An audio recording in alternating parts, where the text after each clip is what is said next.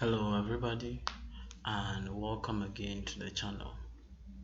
Now, as an apology, the past videos had smaller font sizes and so were difficult to view on smaller screens, and today you can see I'm fixing that by increasing the zoom of my code editor. In the previous video, we learned how to build a web framework. If you did not see that one, you should check it out. And today, we are going to learn how to build a JSON parser. A JSON parser, like the JSON module in Python, takes in a string or a byte string, and then it returns Python objects that match the string. So, for instance, this data I have here as a string. When the parser runs over it, it's going to return a dictionary, which will have a key of 1 and then another dictionary mapping to it. There's a slight difference with how JSON works. JSON keys are not numbers, they would be strings, but in this case we are going to deal with it as we are learning. So according to our test, we are supposed to have a lexer.py, which is supposed to be here, with an object of a lexer, and this lexer will go through the string and generate some tokens which we are going to print. Now we are breaking this video series into two parts, where we create the lexer that takes in the strings and returns some easily understandable data structures to be used by the parser, and then the parser generator, which is going to actually use that information to generate the Python objects. And you can apply the same thing to any language of your choice: Golang, JavaScript, the rest. So let's jump straight to it. So in our lexer, and if you checked the last video, let me say the last two videos, we based on implementation and typing model, and I think it's a good idea. So we are going to use a typing. So from typing, import union, then we also need optional. We create our lexer.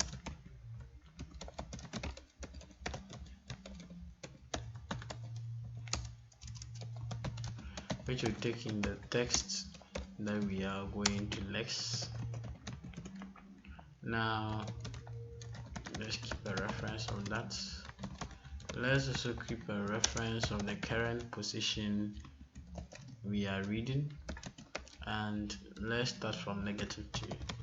Then the current character, which is going to be an optional string, and in this case is going to be none. Then we also keep track of the next character,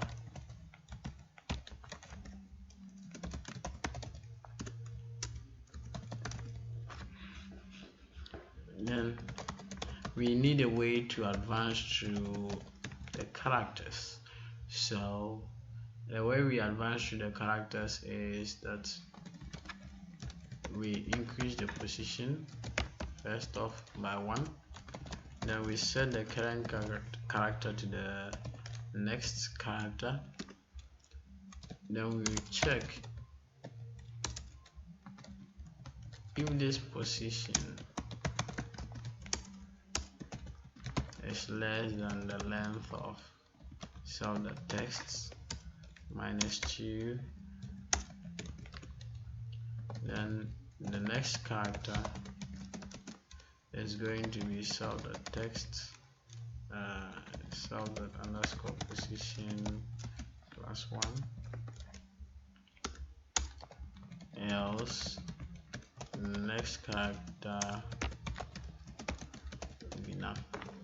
Now the reason why we did a -2 over here is that the actual index as in right now is pointing to where this character is, but in this case you want to set the next character, which is going to be an advance of 1 over here. So if we do length of self.text minus 1, which is the usual routine, then we are going to realize that we'll get some index out of bounds error somewhere. So less than equal to instead. Now we also need a helper function, eat white space, which also returns none. Now what this helper function does is it checks the current character. If the current character is any character that we deem as useless, it should just skip over it. So while self.current character is not equal to none, and self.current character is in any of these stuff, we deem them as useless. Maybe in another implementation they won't be useless. Not in all parts lexers are they useless. So if they are useless, then we skip over them and we go to the next. And this is for our parser.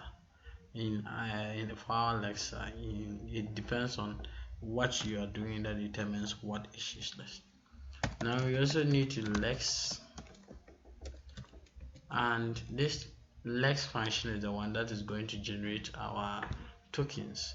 In our case, we are going to define a token as a tuple of string and a tuple which contains string and then a union of string, integers and floats. So all floats.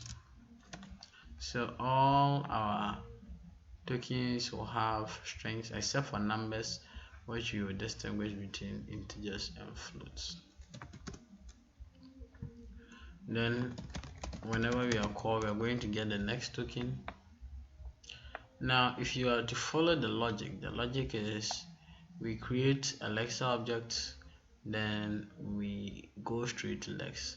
But if we just advance once, we realize that at that point in time the next character is none. So when the current character inherits from it, it will also be none, and we don't want that. So we want to first advance once over here so that at least the next character will be set. And then here when we are called, we know that the current character will also be set. So let's do an import of tuple.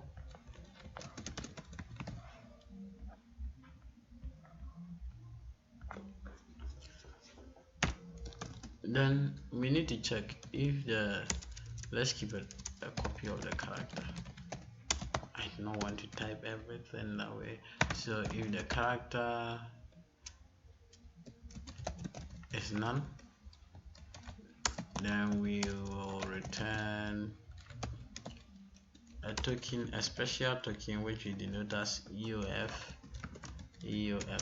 And now this EOF is end of file, which tells us that we have gotten to the end of whatever we are lexing. Else we check if it is a column, then we will return column, and then its value will be column. Now this logic will repeat, so we just make a copy, we paste, so we check, oh, is it a comma?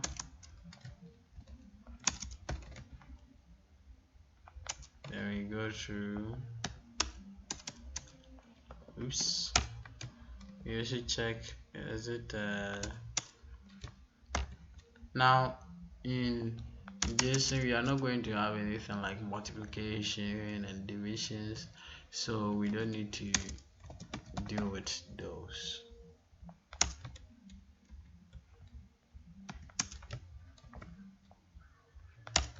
So these names, you can change them depending on what you desire for your implementation.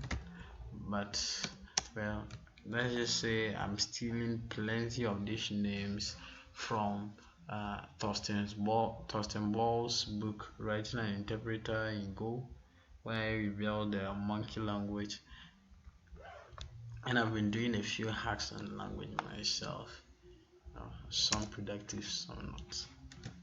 Anyway, it's a good try.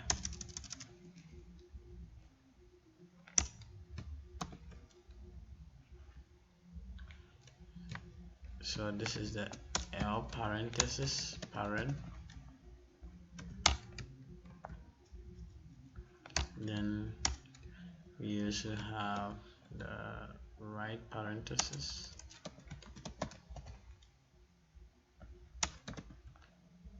Then if you are going to handle lists or arrays, then we also need to handle this. I don't actually know a good name I'll give to this, so let me just name it L, should I say brackets or box bracket open? Okay, let me just name it this way. You can put in the comments a better name I should use for this, so that I would correct it when we are building the Parser generator.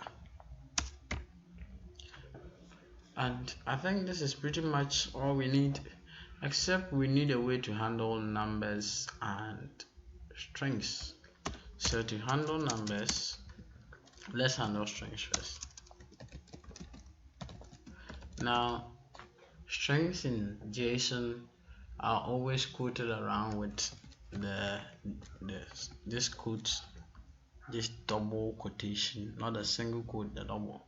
So we just check to see if the current character is a double quote, then we know we are going to return we are going to make a string. So let's create a helper function to do that. Now this helper function will return the tuple, a string.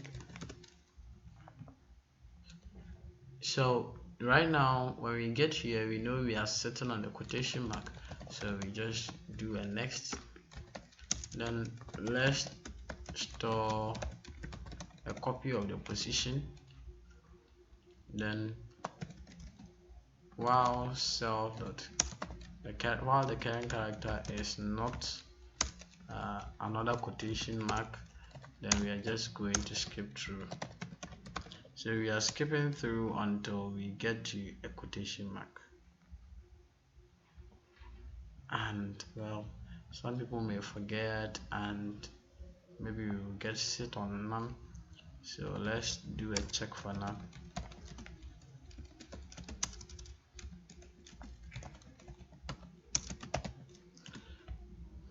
So that we don't keep hanging in the infinite while loop. After we skip, we are going to return a tuple of string, and the actual string you return is self.text from the position to self._position. Now by the time we get here, we'll be sitting on the second quotation mark. If we do self._position +1, it will include that quotation mark in the text it returns, and we don't want that, so we just do self._position. And I think that's it. Then we are left with a check for numbers. So to check for a number, we need to check if the current character is any of these: 0, 1, 2, 3, 4, 5, 6, 7, 8, 9, and then a full stop. Well, in Json, we wouldn't have a full stop at the start of a number. Even if it's a 0 point something, the 0 will come. So if it is, then we'll return self.make number, which is also a helper function. Now this helper function returns a tuple of string, then a union of int and float. Int and float because depending on the number of whether there's a decimal point in there, then we know whether we are returning an integer or a float. So first you store the position as we did.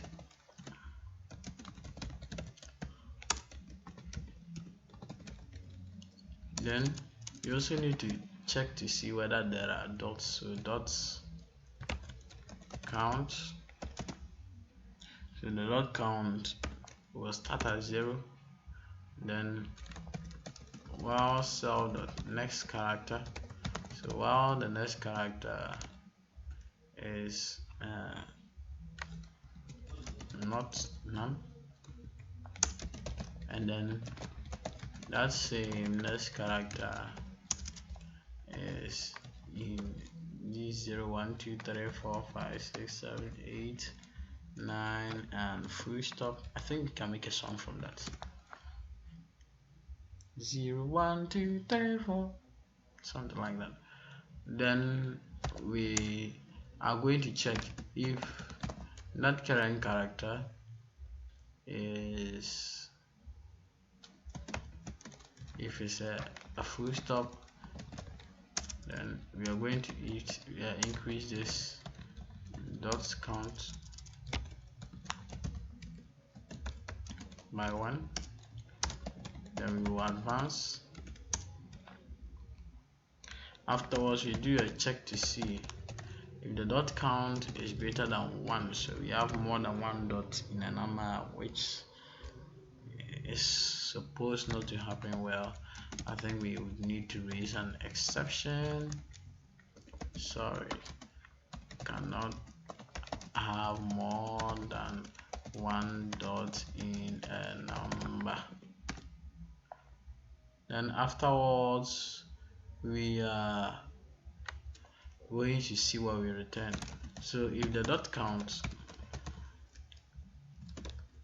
is still 0, then that means it is an integer. We are going to return number denoted with num. Then we return an integer of self.text. Then starting from this position that we stored to self._position, but this time we want the current character we are sitting on to be passed, so we bring a +1. And we copy the same code. So if this if statement does not match, then we know we are going to return a float. Now, looking at everything, I think we are done. Oh, let me bring a type annotation here. String. I think we are done, but then let our test determine whether we are done. So let's see. No errors. Okay, so we got an error, and we got an error. So let's see. Our L braces came. Let me drag this down a bit. So we got our L brace, we got our column, our number 1 over here. We got our column, we got our L brace, we got a string with class, column, and then nothing. Absolutely nothing. And that is bad, very bad. So let's check to see what we did. Is it because of our empty space? So let me bring our empty space here and see. Yes, it's our empty space. We can tell that because right after the colon where our empty space follows, we got a break. So this tells us we probably did not eat the white space. So we have our function, but we didn't eat it. So solve that eats white space. Then let's see, does it work? Yes, it worked. So let's check it out. Open our test. Our left braces is there, our number is there, our column left braces, our string with class, a column string primary 2, a comma and age, a column, a 12, and the rest. So a number 1.3, our L brace and our R brace, and then our end of file. So our tests have passed. We have all the tokens we needed. They've all passed, and this will be the end of the video. In the next video, we are going to handle generating Python objects from these tokens. I look forward to having you. Please leave your comments below, your comments down in the comment section. Tell me what you think, what should be done right, what is not going well, and your expectations. I'd love to hear them, and possible things you want us to build. Remember, they should be simple ideas, simple things that will help us understand the complex subjects. See you next time. Bye.